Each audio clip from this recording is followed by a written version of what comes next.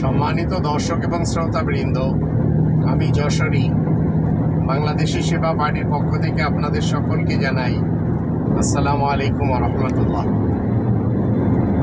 ঢাকাতে মসজিদের ফটো রয়েছে, মন্দিরের ফটো রয়েছে, প্যাগোডার ফটো রয়েছে। আমাদের দেশের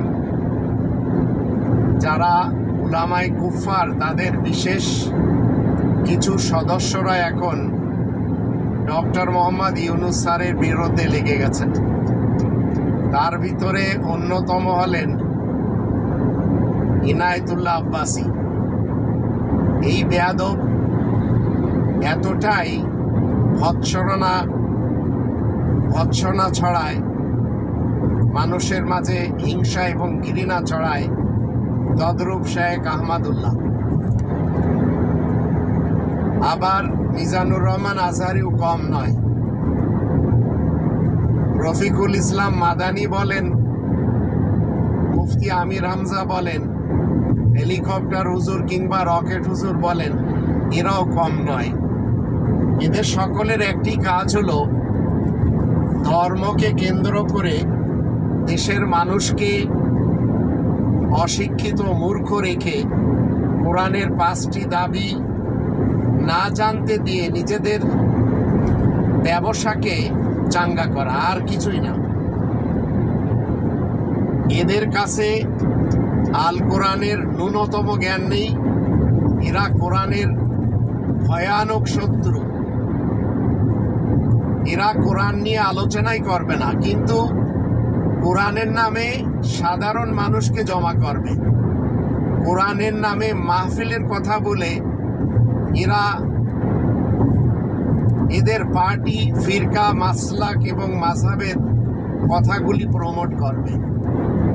কোরআনের 5টি দাবি যদি আপনি না জানেন, তাহলে আপনি নিজেকে প্রশ্ন করে দেখুন আপনি মুসলিম কিনা। তা আমাদের দেশের মানুষকে মুসলিমদের থেকে বিভক্ত করে মুসলমান সমাজের যে 135টি ফিরকা, পার্টি, মাসলাক এবং মাযহাব রয়েছে সেই দিকে বেটে নিয়ে যাচ্ছে। চরমনার হুজুরদের ফতোয়া হলো তারা জাহাজে করে তাদের মুরিদদের জান্নাতে নিয়ে যাবে। কোরআন বিরোধী স্টেটমেন্ট। হিজবুত তাওহীদের শয়তান এবং ইবলিস ইমাম হুসাইন মোহাম্মদ সেলিম, তার ফতোয়া হলো হিজবুত তাওহীদের ছেলে মেয়েরা গয়ের হিজবুত তাওহীদ ছেলে মেয়েদের সাথে বিবাহ করতে পারবে না। আহমদুল্লাহ সাহেবের ফতোয়া হলো কোরআন হাতাইলে কোনো কিছু পাওয়া যাবে না, কোরআন হচ্ছে পাইকারি কথাবার্তার জায়গা। আবার সালাফি শায়েখ আব্দুল্লাহ সাহেব বলেছেন, হাদিসের অস্তিত্বই কোরআনের অস্তিত্ব। এভাবে মুফতি আমির হামজা বলেছিলেন, বাংলাদেশে মুসলমানদের করোনা হবে না, যদি করোনা হয় তাহলে কোরআন মিথ্যা হয়ে যাবে। ভিপি নূর সাহেব বলেছিলেন, আমাদের দেশের সংবিধান কোরআনের মতো। মির্জা ফখরুল ইসলাম আলমগীর সাহেব বলেছেন, বিএনপি শরিয়া আইনে বিশ্বাসী না। আবার বলেছেন, বৌদ্ধ ধর্মই একমাত্র শান্তির ধর্ম। আবার বলেছেন, কোরআনের সাথে রাজনীতির কোনো সম্পর্ক নেই। এইভাবে একের পর এক ডায়লগ আমাদের দেশের 2 ধরনের লোকদের কাছ থেকে শুনতে হয়। এক ধরনের লোক ধর্মজীবী মোল্লা, উলামায়ে কুফফার, যাদের এই মুহূর্তে নতুন বাংলাদেশে 150+ এদের সংখ্যা রয়েছে। আর এক ধরনের হচ্ছে দুর্নীতিবাজ পলিটিশিয়ান। এরা এতটাই দুমুখ হয়, এই 2 শ্রেণীর লোক সকালে একটি কথা বলে, দুপুরে আরেকটি, বিকেলে সময় পেলে আরেকটি বলে, সন্ধ্যায় আরেকটি, রাত পোহালে আবার আরেকটি বলে। এভাবেই আমরা 53 বছর পার করে দিয়ে নতুন বাংলাদেশ আল্লাহ তাআলার পক্ষ থেকে পেয়ে গেলাম, এবং এমন একজন শিক্ষিত ব্যক্তিকে পেলাম যাকে এই ময়লা মৌলবীরা আলটিমেটাম দিচ্ছে, টাকাতে কেন মন্দিরের ফটো থাকবে, টাকাতে কেন প্যাগোডার ফটো থাকবে। এই মৌলবীদের জানাই নেই আমাদের দেশের ইতিহাস। কোরআন আমাদের সকলকে কি শিক্ষা দেয়? 17 নম্বর সূরা বানী ইসরাইলের 70 নম্বর আয়াতে শুরুতে আল্লাহ বলেন, ওয়ালাকাদ কাররামনা বানি আদম। বানি আদমকে আমি মান সম্মান দিয়েছি, ইজ্জত দিয়েছি।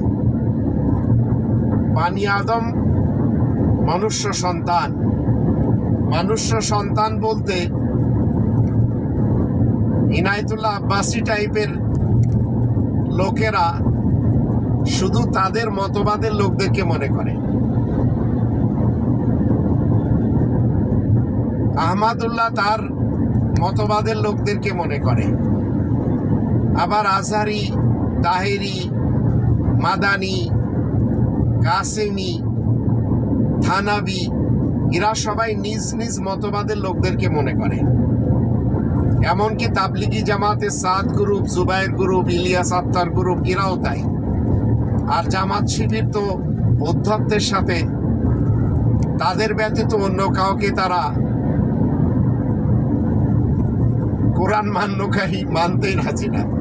কারণ আপনি যদি কোনোভাবে জামাত শিবিরকে অপছন্দ করেন, যদিও এরা চরম শিখরে মুনাফিকিতে পৌঁছে আছে, আমার কাছে অনেক প্রুফ রয়েছে।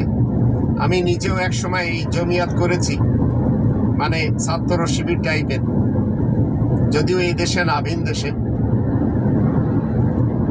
এদের কথা হলো, মাসুদ সাহেব বলেছেন, জামাত ইসলামের সাথে যদি আপনি ঘৃণা পোষণ করেন, জামাতের কোনো লোকদের সাথেও যদি করেন, তাহলে আপনি কোরআনের শত্রু রূপে বিবেচিত হবেন। এই ধরনের ফাউল টকিং আমাদের দেশে কেন এই উলামায়ে কুফফার সমাজ করে যাচ্ছে?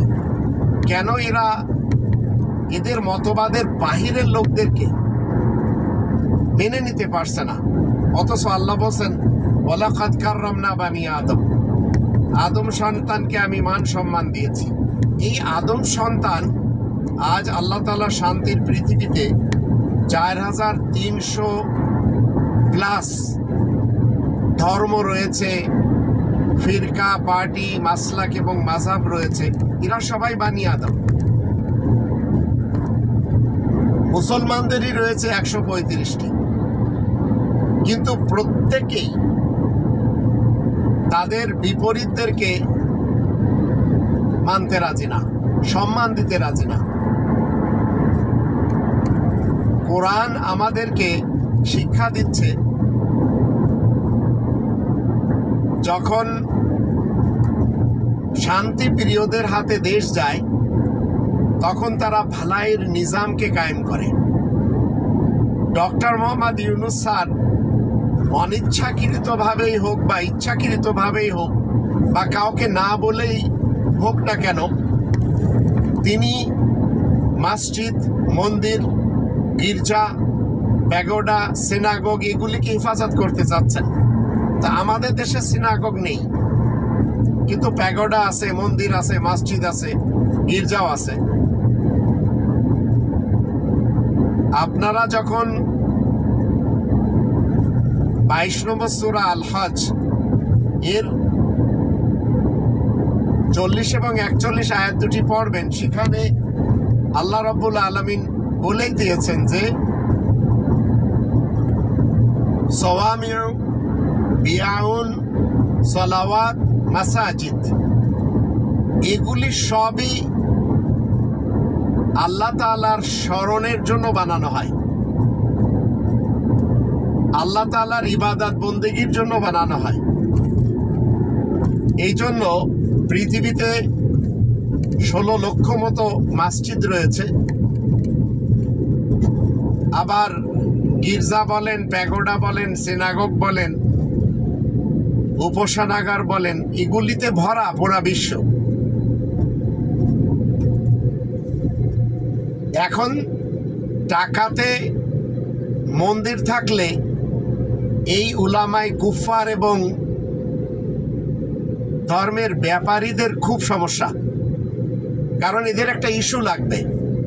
ডক্টর মোহাম্মদ ইউনূসের বিরুদ্ধে আজ সোচ্চার আহমদুল্লাহ সাহেব, আজ সোচ্চার আব্বাসী সাহেব, এইভাবে এরা লেগে আছে। কোনো একটা ইস্যু তো তৈরি করতে হবে, আর সেই ইস্যুগুলি হতে হবে কোনো না কোনো ভাবে তাদের মতবাদের, যে তাদের মতবাদের বিরুদ্ধে গেলে এরা কুকুরের মতো ঘেউ ঘেউ শুরু করে দেয়। এই মৌলবী সমাজ এরা জানে না যে মসজিদ, মন্দির, গির্জা, সিনাগগ, আবার কাদিয়ানীদের মির্জারা, আবার বৌদ্ধদের পাগোডা, আবার আগাখানীদের জামাতখানা, এভাবে যত উপাসনাগার রয়েছে এগুলি সব আল্লাহ তাআলার জন্য বানানো হয়, কিন্তু এগুলি সব কবজা করে নেয় এই ফিরকা, পার্টি, মাসলাক এবং মাযহাবের লোকেরা।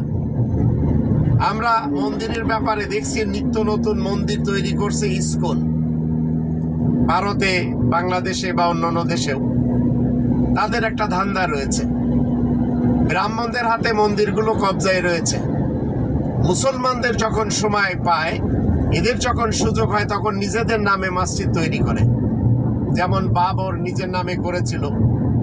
আবার ফয়সাল এই মুহূর্তে দুনিয়ার সবচেয়ে বড় মসজিদ, মসজিদ আল ফয়সাল ইসলামাবাদে, সেটিও তার নামেই হয়েছে। অথচ আল্লাহ বলছেন ও আন্নাল মাসাজিদা লিল্লাহ, সিজদার জায়গাগুলি, মসজিদগুলি আল্লাহ তাআলার জন্য হতে হবে। তো আমাদের দেশে উলামায়ে কুফারদের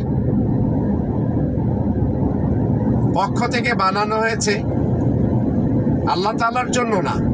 এটি হচ্ছে হিজবুত তাওহীদের মসজিদ, এটি সালাফি সম্প্রদায়ের মসজিদ, এটি সুন্নি দেওবন্দীদের মসজিদ, এটি থানাবি মসজিদ, এটি মাদানী মসজিদ, এটি তবলিগি জামাত সাদ গ্রুপের, এটি জুবায়ের গ্রুপের, এটি ইলিয়াস আত্তার গ্রুপের মসজিদ। এভাবে এটি চরমোনাই ফিরকার মসজিদ, এটি আটরশি ফিরকার মসজিদ, এটি মাইজ ভান্ডারের মতবাদের মসজিদ, এটি দেওয়ানবাগের, কুতুববাগের, এইসব লোকদের মসজিদ। এক মসজিদের লোকের আবার অন্য মসজিদে যেতে চায় না। আপনি যতই চেষ্টা করেন না কেন, শিয়াদেরকে সুন্নিদের মসজিদে আনতে পারবেন না, সুন্নিদেরকে শিয়াদের মসজিদে যেতে দেখবেন না। তো আল্লাহ বলছেন ইবাদতখানা, পাগোডা, মসজিদ, মন্দির, গির্জা, সিনাগগ, এগুলি সব আল্লাহ তাআলার ঘর। ডক্টর মোহাম্মদ ইউনূস স্যারের প্রতি আমি অন্তত বাংলাদেশি সেবা পার্টির পক্ষ থেকে কৃতজ্ঞতা প্রকাশ করছি, আর আল্লাহ তাআলাকে ধন্যবাদ জানাই যে তিনি তীক্ষ্ণতার সাথে এই মহান ব্যক্তির দ্বারা আমাদের দেশে কোরআনের অনেক কাজ হচ্ছে। যদিও কিছু নারীবাদীরা তারা চেয়েছিল যে সমান অধিকার দিবে, সমান অধিকার মানে কল্পনাও করা যায় না যে তারা নারী পুরুষ সমান অধিকার চাচ্ছে।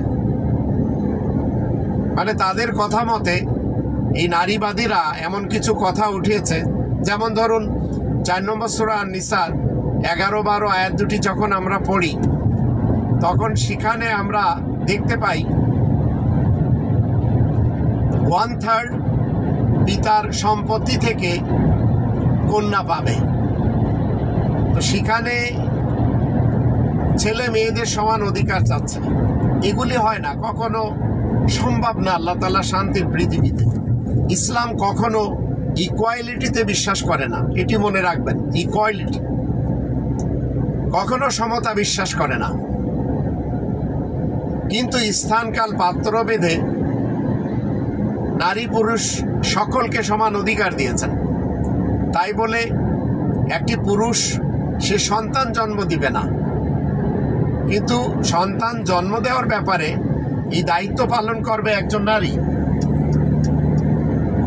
আপনার আমার দুটো হাত রয়েছে, আপনি যদি সমতা হিসেবে সমান ভাগে বিভক্ত করতে চান, তাহলে পৃথিবীর আজকে 900 কোটি মানুষ সবাই কিন্তু ইস্তেঞ্জা করার পর, প্রসাব পায়খানা করার পর বাম হাতকে ইউজ করে মলদার সাফ করার জন্য, সুসার জন্য, আবার টিস্যু পেপার ব্যবহার করার জন্য। কিন্তু আপনি যদি বলেন যে 2 হাত আছে আমার, ডান হাত দিয়ে একদিন আমি শোষবো, পরের দিন শোষবো বাম হাত দিয়ে, তো এই নারীবাদীদের চিন্তা করতে হবে, তাদের ফাউল চিন্তাধারা এটি ইসলাম পছন্দ করে না। যেমন উলামাই কুফফারদের কোনো কথা ইসলাম কোনোভাবে সম্মতি দেয় না। ডক্টর মোহাম্মদ ইউনূস স্যার টাকাতে যদি মন্দিরের ছবি দিয়ে থাকেন, যেটা অবশ্যই আমরা দেখেই চলেছি, এখনো আমার পকেটে আসেনি, আমি বাইরে থাকি, গির্জার ফটো ওনার দেওয়া উচিত যদি না থাকে। প্যাগোডার ছবি উনি দিয়েছেন, ধন্যবাদ ওনাকে। মসজিদের ছবিও দিয়েছেন। বাগেরহাটের খান জাহান নিয়ে খুব বেশি তোড়পাড় করছে এই উলামায়ে কুফফারদের একজন সদস্য ইনায়েতুল্লাহ আব্বাসী। ইনারা সবাই এখন ডক্টর মোহাম্মদ ইউনূস স্যারকে যাচ্ছে তাই বলে চলেছেন। ইনাদের কাছে কোরআনের জ্ঞান না থাকার কারণে ডক্টর মোহাম্মদ ইউনূস স্যার কেন কোরআনের বিধান মতে এই মসজিদ, মন্দির, পাগোডা এগুলি কেন তিনি সংরক্ষণ করছেন এবং টাকাতে দিচ্ছেন, এটি ইনাদের সহ্য হচ্ছে না। কারণ ইনারা উলামায়ে কুফফার, আয়াত গোপনকারী। আমি আবার আপনাদেরকে বলছি, আপনারা স্বচ্ছ অনুবাদ যদি দেখতে চান, তাহলে quran.rt.org এখানে চলে যান। এই সাইডে যে একটি স্বচ্ছ অনুবাদ আপনারা দেখতে পাবেন, তারপরে সেখান থেকে আপনারা 22 নম্বর সূরা আল হজ এর 40 এবং 41 আয়াত দুটি পড়েন। তখন আপনারা বুঝতে পারবেন যে এই মন্দির, মসজিদ, গির্জা, সিনাগোগ, প্যাগোডা, জামাতখানা, মির্জারা এগুলি সবই হচ্ছে আল্লাহ তাআলার জন্য বানানো হয়, কিন্তু কবজা করে সামান্য কিছু লোকেরা, যার জন্য ব্রাহ্মণদের অধ্যত্তর কারণে গরিব হিন্দুরা, বৈষ্ণব বলেন, তারপরে ক্ষত্র বলেন, শূদ্র বলেন, এদেরকে সাধারণভাবে যেতে দেওয়া হয় না মন্দিরে।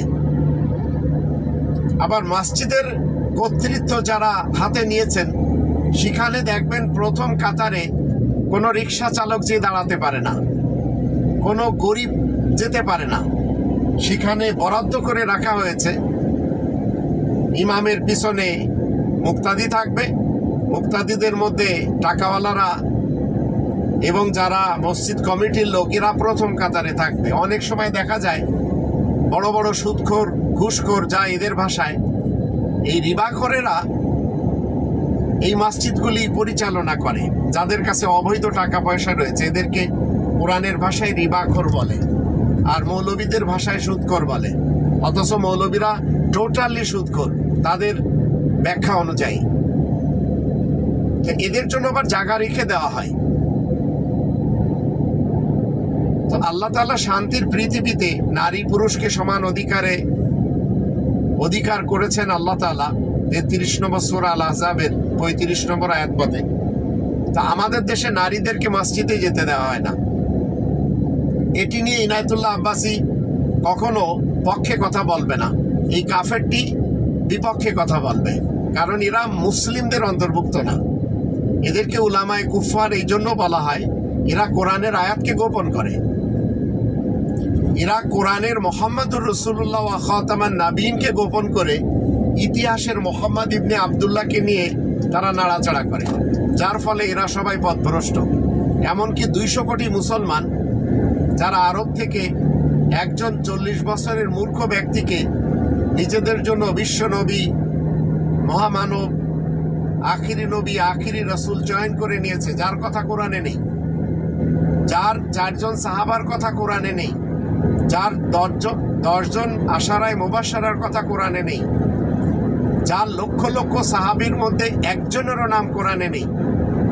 কোরআনে 33 নম্বর সূরা আল আহজাবের 37 নম্বর আয়াতে যে জাইদুন শব্দটা রয়েছে, সেটি জাইদ ইবনে হারিসও না এবং জাইদ ইবনে মুহাম্মাদও না এবং আরবের কোনো ব্যক্তির নামও না।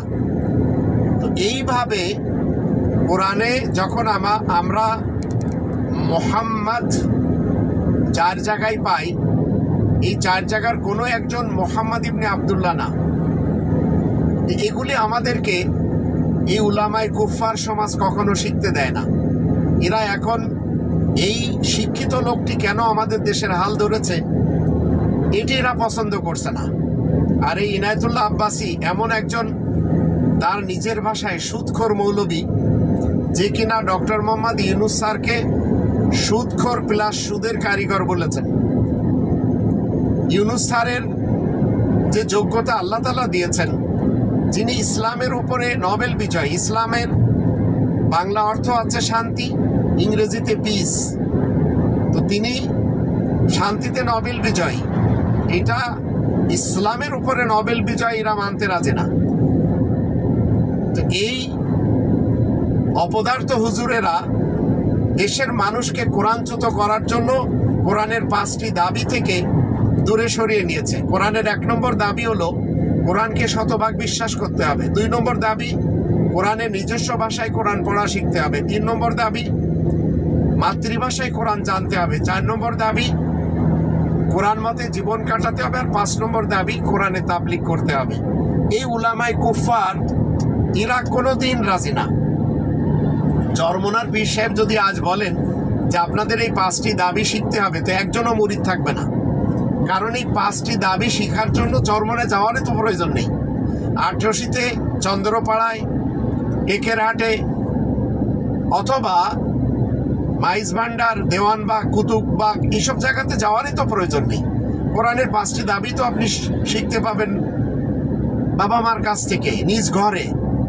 এর জন্য বলৎকারের জন্য ধর্মের ঘর মাদ্রাসা বানানোরও দরকার নেই। এবং এই উলামায়ে কুফফাররা যেসব কাজগুলি করে চলেছে, এগুলির সাথে ইসলামের আদৌ কোনো সম্পর্ক নেই। এরা লম্বা দাড়ি রেখেছে, কোরআনের কোনো বিধানে নেই। এরা লম্বা টুপি পরেছে, পাগড়ি পরেছে, লম্বা কুর্তা পরেছে, আবার মুখ ঢাকা বোরকা পরে চলেছে। এগুলি সব অপচয়কারীদের পোশাক। এই পোশাকগুলির জন্য কোরআনের কোনো দিক নির্দেশনা নেই। তাই এরা সবাই শয়তানের ভাই বোন হয়ে ঘুরে বেড়াচ্ছে। জাতি এগুলি যখন জানবে তখন এই উলামায়ে কুফফারদেরকে ছেড়ে দিবে। এই উলামায়ে কুফফাররা যে কুফরি মতবাদ শিখায়, যার সম্পর্ক কোরআনে নেই, যেমন ধরুন কবরের আযাব কোরআনে নেই, এরা শিক্ষা দেয়। যেমন ধরুন ঈসা রাসূল আকাশ থেকে আসবেন না, কিন্তু এরা বলছে আসবে, কোরআনে নেই। আবার এরা বলছে ইমাম মেহেদী আসবে, কোরআনে নেই। আবার এরা বলছে দজ্জাল আসবে, কোরআনে নেই। আবার এরাই দাড়ি রাখা সুন্নতের ফতোয়া দিচ্ছে, কোরআনে নেই। এরাই বলছে আরব ইতিহাসের মোহাম্মদ ইবনে আব্দুল্লাহ ইবনে আব্দুল মুত্তালিব ইবনে হাশেমের নামে সুন্নত পড়তে হবে, কোরআনে নেই। তো এইভাবে একের পর এক কোরআন বিরোধী মতবাদ ইস্টাবলিশ করে চলেছে। এমতাবস্থায় ডক্টর মোহাম্মদ ইউনূস স্যার যখন ঢাকাতে এই মসজিদ, মন্দির, প্যাগোডার ফটো ছাপিয়ে দিলেন, এটি এদের সহ্য হচ্ছে না। তো এই উলামায়ে কুফফারদেরও আল্লাহ রহমতে কারো সহ্য হয় না। তাই নিচু শ্রেণীর যারা কোরআনের 5টি দাবি না জেনে, না মেনে, আমল না করে এদের কাছে যে শর্টকাট জান্নাত পেতে চায়, এরা সবাই ধোকার জালে পড়েছে। আর এই ইনায়েতুল্লাহ আব্বাসী বলেন, এই চরমনার পীর বলেন, এই আটরশি বা যত পীর আমাদের দেশে রয়েছে, যত এই জামানার ইমাম ভণ্ড ইবলিস এবং শয়তান হুসাইন মোহাম্মদ সেলিম, আবার বায়েজিদ খান পন্নী ছিলেন, এছাড়া আরও যারা এই ভণ্ডরা রয়েছে, এরা সবাই উলামায়ে কুফফারদের সদস্য। এরা সবাই এক একটা আস্ত কোরআনের বিরুদ্ধে অভিশপ্ত জাতি, এদের কাছে এখন আর যেতে চায় না। তাই মনে রাখবেন, আপনারা যদি এদের পিছনে যান তাহলে এরা কোরআনচ্যুত করে ছাড়বে, কোরআনের 5টি দাবি আপনাদেরকে শিখতে দিবে না, এবং কোনোভাবেও আপনাদেরকে রব্বানি প্ল্যান মতে জীবন কাটাতেও দিবে না। তো ডক্টর মোহাম্মদ ইউনূস স্যারের বিরুদ্ধে মনে রাখবেন, ভারত যেভাবে লেগে আছে, বিএনপি যেভাবে লেগে আছে, আবার কিছু কিছু ক্ষেত্রে জামাত শিবির যেভাবে লেগে আছে, আবার এই উলামায়ে কুফফাররা যেভাবে লেগে আছে, এরা সবাই এমন দরবেশ, এই সব দরবেশে মিলে মূলত মাসতুতো ভাই। আশা করি কিছুটা হলেও আপনারা বুঝেছেন। আগে ফেসিবাদকে যেভাবে তাড়িয়েছে, এই সব সিআইএ, মোসাদ আর রয়ের এজেন্ট উপদেষ্টারা পালানোর জায়গাও খুঁজে পাবে না। 20 টাকার নোট থেকে 60 গম্বুজের মসজিদকে সরিয়ে দিয়ে সেখানে মন্দিরের ছবি দেওয়া হলো। টাকা যে ছবি থাকে তার পকেটে নাকি নামাজ পড়া যাবে? কিন্তু এখন প্রশ্ন জাগে, কোন মুসলমানের জন্য এই ধরনের মুদ্রা বহন করা, ব্যবহার করা, যেগুলোর মধ্যে কোনো মানুষ কিংবা প্রাণীর ছবি আছে, মূর্তি, মন্দির, গির্জা, প্রাগোডা ইত্যাদির যদি কোনো ছবি থাকে, এগুলো কি মুসলমানরা ব্যবহার করতে পারে? এগুলো কি বহন করা তাদের জন্য বৈধ আছে কিনা? এই সম্পর্কে ইসলাম কি বলে? 20 টাকার নোটে 60 গম্বুজ মসজিদ ছিল, খান জাহান আলী রহমতুল্লাহ যেটা করে গেছে, এটা বাদ দিয়া দেওয়া হচ্ছে কান্তজিউ মন্দির, এটার ছবি, আর বৌদ্ধদের ছবি, ওই প্যাগোডার ছবি। বাংলাদেশে যে নতুন টাকার নোট ছাপানো হলো, এতে 200 টাকা এবং 20 টাকা, এই দুটা নিয়ে জনগণের মাঝে, মুসলিমদের মাঝে, আলেম ওলামাদের মাঝে খুব ক্ষুব্ধ প্রতিক্রিয়া এবং জনমনে খুব অসন্তোষ। কারণ 20 টাকার নোট থেকে 60 গম্বুজের মসজিদকে সরিয়ে দিয়ে সেখানে মন্দিরের ছবি দেওয়া হলো, আর এদিকে 200 টাকার যে নোটে সেখানে মন্দিরের ছবি দেওয়া হলো, প্যাগোডার ছবি দেওয়া হলো। এই ছবিগুলোকে সংযোজন করিয়ে বাংলাদেশের জনমনে একটা অসন্তোষ, আর বিশেষ করে এই ছবিগুলোকে নিয়ে কি বলেছেন, আজকে আমরা দুইটা বিষয়ের কথা শুনব। একটা, যে এই ছবি নিয়ে ডক্টর ইনায়েতুল্লাহ আব্বাসী কি বলেছেন, এবং এই ছবিগুলো নিয়ে যদি আপনার পকেটে থাকে তাহলে নামাজের কোনো ক্ষতি হবে কিনা, এই বিষয় নিয়ে একটু ফতোয়া শুনবো। তো চলুন আমরা শুনে আসি। 20 টাকার নোটে 60 গম্বুজ মসজিদ ছিল, খান জাহান আলী রহমতুল্লাহ যেটা করে গেছে, এটা বাদ দিয়া দেওয়া হচ্ছে কান্তজিউ মন্দির, এটার ছবি, আর বৌদ্ধদের ছবি, ওই প্যাগোডার ছবি। আর 200 টাকার নোটে দিচ্ছে একদিকে মসজিদের ছবি, আরেকদিকে মন্দির, তারপর প্যাগোডা, তারপর গির্জা। এটা মেনে নেওয়ার মতো তো বিষয় না। এ মন্দির আর গির্জার ছবি পকেটে নিয়ে নামাজ পড়বেন, আপনাদেরকে কোথায় পৌঁছাইতেছে? এখন কি করতে হবে আমাদের? এই মন্দির আর গির্জার ছবি জুতা এক বাক্সে রাখতে হবে, টাকাগুলো আরেক বাক্সে। চোরে একসাথে দুইটা, জুতাও পাইলো, টাকাও পাইল। এখন নতুন 20 টাকার নোটে থাকবে কান্তজিউ হিন্দুদের মন্দিরের ছবি আর বৌদ্ধ মন্দিরের ছবি। আফসোস, 60 গম্বুজ মসজিদের ছবি বাদ দিয়া দেওয়া হচ্ছে কি কান্তজিউ মন্দির হিন্দুদের আর বৌদ্ধদের মন্দিরের ছবি দেওয়া হচ্ছে। 200 টাকার নোটে দেওয়া হচ্ছে মসজিদের ছবি, সাথে মন্দিরের ছবি, তারপর প্যাগোডার ছবি, তারপর গির্জার ছবি। আরে বাবা, তোমার দেশ কিন্তু খাতায় কলমে তোমার অঘোষিতভাবে বিক্রি হয়ে যাচ্ছে। কত চরম ধৃষ্টতা!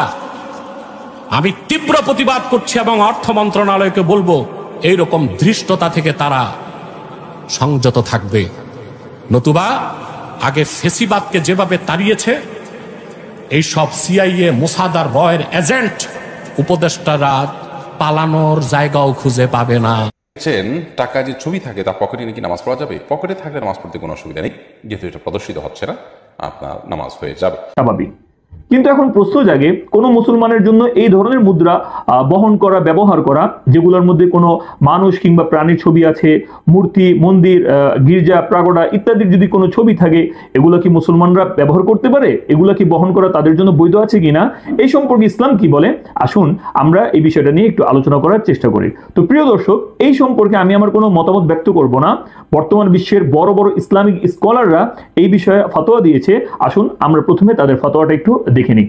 বিশ্বের বরেণ্য আলেম দ্বীন শাইখ উসাইমিন রাহিমাহুল্লাহ তার ফতোয়ার কিতাব ফতোয়া ইবনে উসাইমিন এর দ্বিতীয় খণ্ডের 280 নম্বর পৃষ্ঠার মধ্যে উনি এই বিষয়টা নিয়ে আলোচনা করেছেন। উনি বলেন, ফাইদা হামালা রাজুলু আদ-দারাহিমা আল্লাতী ফিহা সূরা, যদি কোনো ব্যক্তি এমন কোনো মুদ্রা বহন করে যেটার মধ্যে কোনো ছবি আছে, আউই তাবিআতিল বিতাকাতিশ শাখসিয়া আবি রুখসা ও হুয়া মুহতাজুন ইলাইহিমা, অথবা আইডি কার্ড, লাইসেন্স ইত্যাদির মধ্যে বিভিন্ন ধরনের ছবি থাকে, আউ ইয়াকশাল হাজা ফালা হারাজা ফি যালিক, এগুলো যদি ব্যবহার করে ফালা হারাজা ফি যালিক, এগুলোর মধ্যে কোনো সমস্যা নেই, ওয়ালা ইসমা ইনশাআল্লাহু তাআলা, আর এগুলো ব্যবহার করার কারণে সে গুনাহগারও হবে না।